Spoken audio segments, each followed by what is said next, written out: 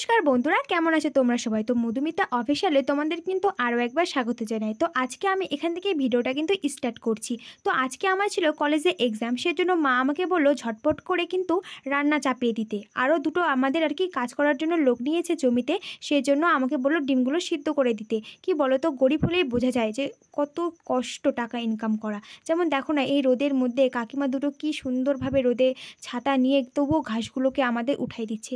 কি বলো, না উঠালে আবার পেট চলবে না। এমন না যে আমরা বড় লোক বা ওরা গরিব, আমরাও কিন্তু গরিবই। কিন্তু এই গরমের মধ্যে বাবা কিন্তু আমাদেরকে মাঠে যেতে দেয় না, কিন্তু মা আর বাবা দেখবে গরমের মধ্যে রোদের মধ্যেই কিন্তু মাঠের মধ্যে গিয়ে গিয়ে কাজ করে। তোমরা নিশ্চয়ই আগের অনেক ভিডিওতে দেখেছো যে মা বাবা ধান গাড়ছে বা বিচন উঠাই দিচ্ছে। হ্যাঁ, আমরাও কিন্তু রোদে বাতাসে কাজ করি, কিন্তু আমাকে যেতে দেয় না বা আমার দাদাদেরকে যেতে দেয় না, কিন্তু মা বাবা কিন্তু কাজ করে। তো যাই হোক, আজকে আমার কলেজে এক্সাম ছিল বলে আমি কিন্তু তাড়াতাড়ি করে চলে এসেছি কলেজে। আর আসার পরে বুঝতেই পেরেছো আজকে এত গরম দিয়েছে বলার মতন না। তোমরা আকাশটার ভাবসাব দেখে বুঝতেই পেরেছো, কাছ থেকে কিছুতেই মনে হচ্ছে জল বেরোচ্ছে না, এরকম অবস্থা। মানুষের ধান গাড়বে তারও কোনো উপায় নাই। দেখো পাশে একদম মেশিন দিয়ে জল দিচ্ছে, তারপরেই কিন্তু সেই ধানগুলোকে লাগাচ্ছে। আর আমার অনেক দিন ধরে আর কি আধার কার্ডের খুবই প্রবলেম হচ্ছিল, সেই জন্য কিন্তু এই বান্ধবীকে নিয়ে চলে গেছিলাম আমি একটা অনলাইনের দোকানে আধার লিঙ্ক করার জন্য। তো তারপরে বাড়ি এসে দেখি যে মাসি আর বোন এসেছে, আর বোন এসে এত বায়না করছে যে সে পোলট্রিগুলোকে নিবে। তখনই ওর পোলট্রি লাগবে কি লাগবে সেরকম একটা ভাবসাব হয়ে গিয়েছে। পরে 2 মাসি মিলে গিয়েছিল বাজার করতে, আর বাজার করতে গিয়ে দেখে এত বড় মাগুর মাছ। কিন্তু আমি মাগুর মাছ খাই না, আমার ভালো লাগে না, কিন্তু মাগুর মাছগুলো যে এত দাম কি আর বলা হবে। তো এটা হচ্ছে চায়না মাগুর, সেজন্য বলে দাম একটু কম। তারপরের দিন হচ্ছে কিন্তু সোমবার, আর সোমবার মানেই হচ্ছে শিব পুজো, আর শ্রাবণের শেষ সোমবার কিন্তু আজকেই। আমি এই 3 সপ্তাহ ধরে আর কি 3 সোমবার ধরে পুজো দিয়েছি, কিন্তু তোমাদের সঙ্গে কোনো ভিডিওই আমি শেয়ার করিনি।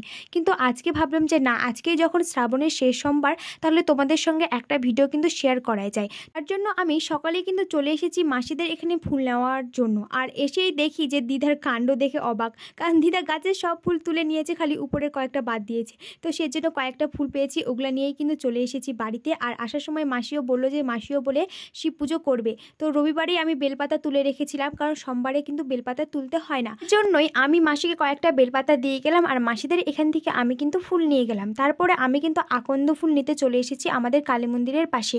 তো এই ফুলটার নাম আমি আকন্দ ফুল নামেই জানি। তো তোমরা যদি অন্য কোনো ফুল আর কি জানো এর নাম, তো অবশ্যই কমেন্ট করে কিন্তু বলবে। আর কি বললাম প্রথমেই, বলো তো যে মানুষের তুমি যতই সুবিধা করো না কেন, মানুষ কিন্তু তোমার অসুবিধাটাই চাইবে।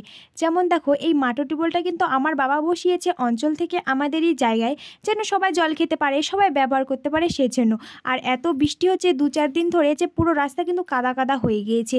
আর টোটো বলো বাইক বলো যারা আসছে তারাই কিন্তু এই মাটো টিউবওয়েলের এখানে গাড়িগুলোকে ধুচ্ছে, আর রাস্তার সব জলগুলো কিন্তু আমাদের উঠানে চলে আসছে। এমনিতেই তো বুঝতেই পেরেছো আমাদের উঠানটা কাদায় কাদায়, বৃষ্টির জলে আর কি বেরোতে পারছে না, নিচু হয়ে গিয়েছে উঠানটা। আর তার মধ্যে সেই রাস্তার জলগুলো সব এসে এসে ঢুকে যাচ্ছে, তো তার জন্য কিন্তু প্রচুর অসুবিধা হয়ে যাচ্ছে। তো যাই হোক, তারপরে তো বুঝতে পেরেছো সোমবার বলে আমি সকাল সকাল স্নান টান করে রেডি হয়ে গিয়েছি পুজো দেওয়ার জন্য। আর বাবাকে কিন্তু আমি কালকেই বলে রেখেছিলাম যে কলা নিয়ে আসতে আর ফলমূল। তো বাবা আপেল আর কলা নিয়ে এসেছিলো, আমাদের পেয়ারা ছিল কিন্তু দেওয়ার সময় আমার মনে ছিল না। আর তারপরে আমি পুজো দিতে শুরু করে দিয়েছি। শ্রাবণ মাসে অনেকেই কিন্তু দূরে দূরে শিব পুজো দিতে যায় বা বলে ভোমে যায়, কিন্তু আমি কি বলতো 4 সপ্তাহ সোমবার যে গেল আমি বাড়িতেই শিব ঠাকুরকে পুজো দিয়েছি, কারণ দূরে যাওয়ার মতন আমার সঙ্গে কেউ ছিল না, সেজন্য কিন্তু আমি যেতেও পারিনি। আর আমি কিন্তু সবুজ চুড়ি পরেছি, তোমাদের কিন্তু আগে দেখানো হয়নি। তো যাই হোক, আমার কিন্তু পুজো দেওয়া কমপ্লিট হয়ে গিয়েছে আর খাওয়া দাওয়া হয়ে গিয়েছে। তো কেমন লাগলো ভিডিওটা অবশ্যই কমেন্ট করে কিন্তু জানিও। আর আমি যেগুলো কথা বললাম এগুলো কিন্তু আমি কাউকে উদ্দেশ্য করে বলিনি, জাস্ট একটু মজার জন্য বললাম, যেন থাম্বনেলটা দেখে সবাই আমার ভিডিওটা দেখে, সেজন্য।